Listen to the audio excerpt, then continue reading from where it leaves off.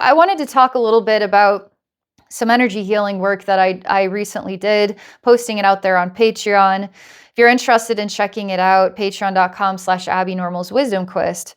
I thought I would just relay a little bit of the experience with all you guys where the empathic nature is showing up here in my self-healing. So what is it all about? Well, it revolves around my state of existence. Basically, as someone who's a super sensitive energy person, I feel like I'm always embodying the next energy patterns, the change shifts and changes. It could be like multiple times a day. You can start to feel patterns. You start to feel changes. You feel things get really tight, and then things start to relax a little bit. You notice patterns, overlapping variables that are just absolutely peculiar as all get out, that there are no coincidences. Everything is kind of like a mathematical equation, and it's all magnetically attracting. This thing over that thing changes from plus to minus, and it attracts over there and over there. And it's just a huge domino effect of energy moving, constantly energy moving, and I'm just moving with it. It's like the leaf that falls in the moving stream.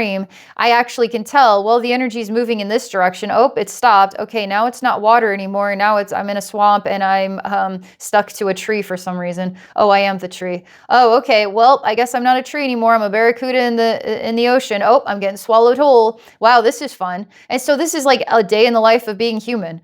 It's just energy shifting, right? No, but you can actually embody how you're growing in this life. You're actually aware of the very containers that you're moving from one kind of lesson and program into a totally new one.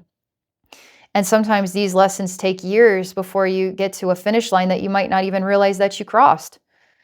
So in this self-healing journey, it begins with this mirrored container, which is kind of the story of my life. And one day everything's upright, the next day everything's upside down. It always was upside down. The next day there's a stump I'm sitting on. Now it's a full-size tree, and here we are. I'm looking at this book and I'm reading this book and I'm reading it backward for some reason, because whatever is backward is forward that day. And so I'm reading this book backward and all the words start to disappear. And it's like, yep, another day in my topsy-turvy life. So as all the words start to disappear, I get very frustrated with God about this, because I just wanted to sit down and read this book and then all the words just disappear. It's like, what am I supposed to do with a book that has no words? And so I just throw it against this, basically a mirror in every direction. And I get really frustrated. But then God brings the book back to me, and God tells me that, you know what, you want to read a book and you're going to read a book, and that's all there is, was, and ever will be. But if I remove the words from the book, then maybe there's a meaning to this. Maybe I'm trying to tell you that you are the writer of the book. Not the reader of the book, the writer of the book. And the only way for you to figure out that you're the writer of the book is to remove all the words from all the books until you start writing your own stories. And so it's a reminder that the riddles of our life are actually brilliant. They're more brilliant than our stupid selves can actually adapt to, until we finally give in and say, okay, what is this anomaly saying to me? And how is it helping me to step into a next level version of myself that I hadn't even realized was there yet? Now I'm a writer. I was a reader, now I'm a writer, Okay, I guess that happened. But this writing thing's always been kind of beneath the surface. Even when I was in third grade, I always wrote a lot. I was always writing all the time. And I used to write these like 7 pages, and I get all these like cool stickers and stars. And I was like this really great writer. And I didn't mind brown nosing. I'm like, that's right. I'm awesome. My teacher loves me. I do a good job. I'm a good student. I don't care. You think, oh, look at that good student over there. That's right. I'm a good student. I always felt good about it. I didn't know what the big deal was. Like, why not be a good student? So I knew in third grade that I was going to be famous, and I was going to write. I was going to do some incredible writing in my life, and I was going to be famous, In third grade, I just knew this, okay? I just knew this about myself. But what's weird is I've been through a lot of strange things in my life where writing was never really the centerpiece. It's kind of interesting because these days, here I'm on YouTube and, Patreon, I've learned this interesting skill, right? So when you become still, you actually can start sniffing out these fragrances, right? Of of the disgruntled person. You're actually aware. You're actually paying attention. You're actually sniffing it out. You're actually noticing. You're actually turning on the system of your body instead of just numbing it. And just then a conversation like this sounds like so bogus and weird. but you're actually turned on, and you're aware that you're turned on in a world that encourages you to just turn it off, and more and more and more. It just forget yourself, forget yourself, forget yourself, forget yourself. But no, you're turned on and you have not forgotten yourself. In fact, you want to know more about yourself. So now you're doing some journeys to heal yourself, and you're witnessing some stuff and saying, dang, why wasn't I doing this sooner? Well, now I'm even more turned on because I'm just awakening to the next level, awakening to the next level. It's not just one horrendous awakening and now you're freaking the demigod of planet Earth. No, like one Kundalini awakening, you're going to go back to boring old human again. Then you got to figure out what that was about. And now you got to figure out what being boring old human is. And then you're going to have another Kundalini awakening 40 years later. It's like, why did it take so long? Well, sorry, you had to go through stuff.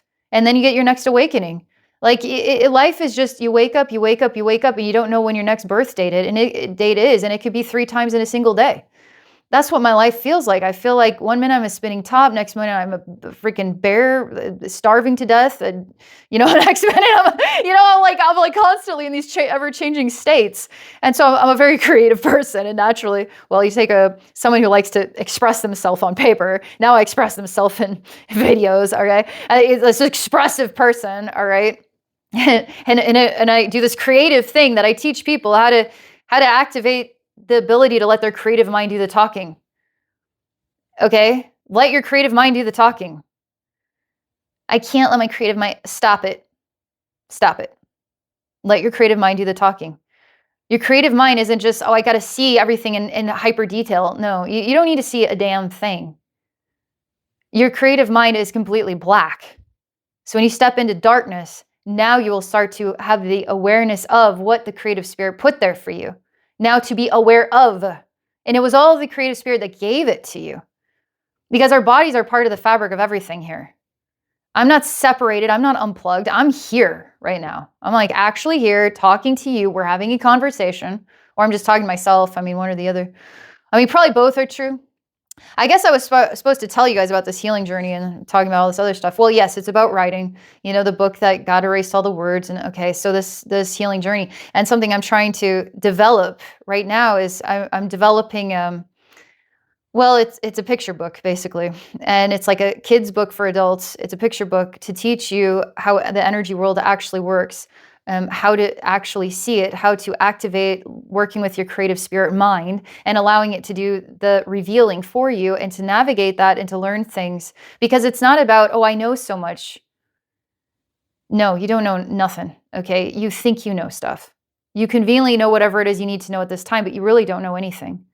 You let the creative spirit reveal information to you, and all you can ever know is just what was presented, and that's it.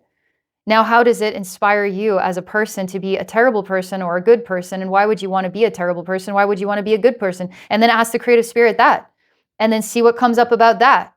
You don't know anything.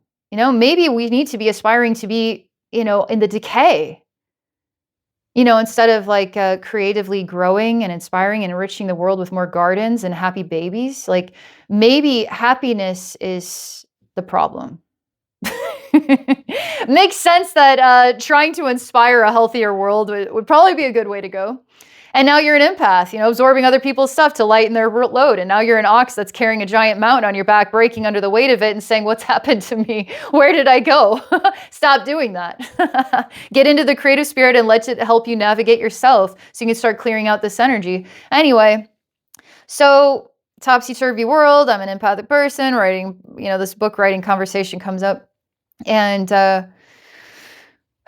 I'm presented with a memory that had to do with my English degree in college. And there were 2 teachers. They were both female teachers.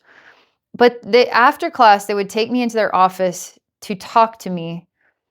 Just, I don't know. It was just a very weird experience for me at that time because I was just a student trying to learn and then achieve an A in this class. I'm like, I'm showing up. What can I do to be the awesome student you always hope to have? That was like my motivation, right? I'm just like, I like being that way. I just like being that way. If you don't like being that way, that confuses me. Like, why don't you want to show up and be your best self? Like, what else is there? Your worst self? Show up and be your worst self today? Like, what does that accomplish? I don't get it.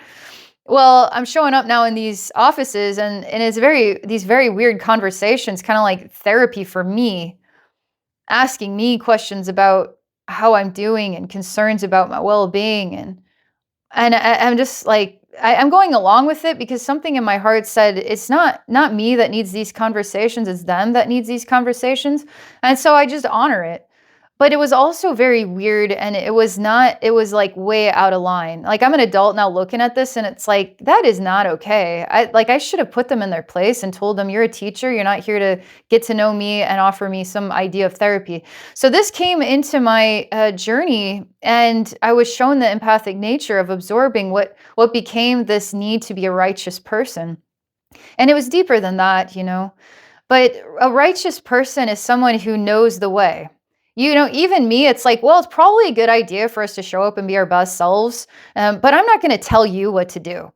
I have a feeling that's a good idea, but you got to do you, okay?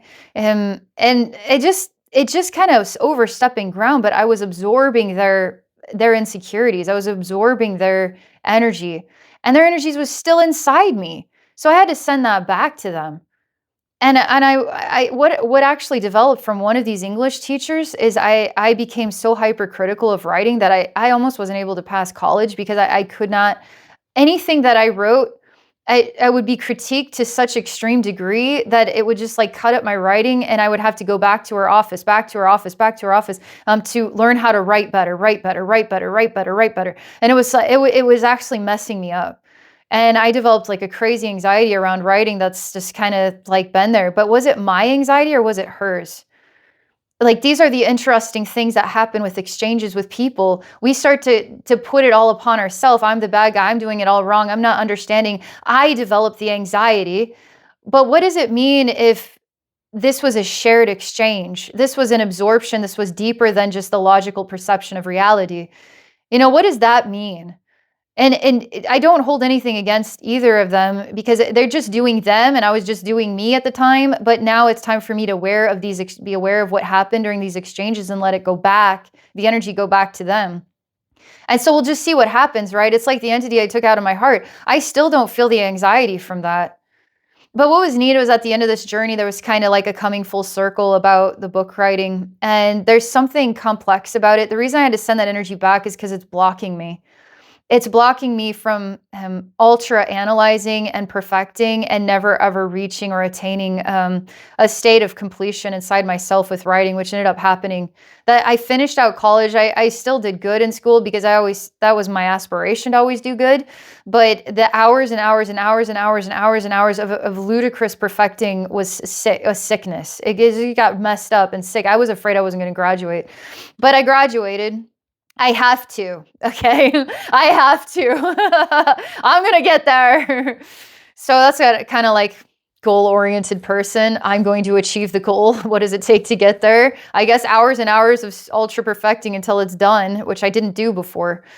Anyway, so I cleared that energy out. We'll see how this goes, but my goal is I'm working on this creative kind of childlike story with pictures for adults to introduce, you know, us people who kind of grown out of like our childhood and maybe grown out of our imagination, how to return to it again, and to make it fun and kind of whimsical because it's kind of a creative story in and of itself, which is what was defined in the journey as I'm actually drawing the map to Shambhala, and I'm going to show you the way to get there. And that everything about journeying is the way to Shambhala because Shambhala exists inside your heart. So to return to your heart is the most essential goal, and it's your heart, the source of who you are. And when you're in that journey state, it always guides you back to your own innate balance. And what is your stuff, and helps you let go of other people's stuff. And don't ever be like, one thing I've learned over the years is just there's no reason to hold on to being angry.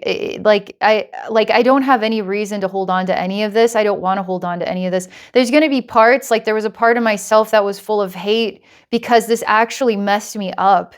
And it was unfair. It was unjust. It was rude. It was cruel. It was selfish of these righteous freaks, you know? Why did you do this to me, which was really something you weren't dealing with that you put into me? So I had a part of myself that was full of hate. That's like, okay, let's reconcile this hate because I don't want that either. None of that energy helps you grow. You can't water a garden with freaking hate.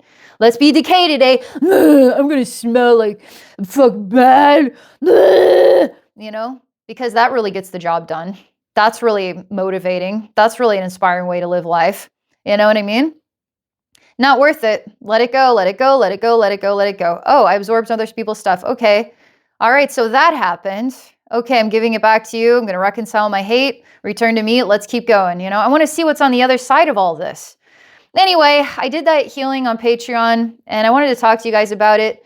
My goal is to not be so long-winded, for God's sakes. Like, could I just talk a little bit? You know, can I fit it into a smaller window? I'm gonna fit into a smaller window. Not all of us have time for 20-minute conversations. I get it.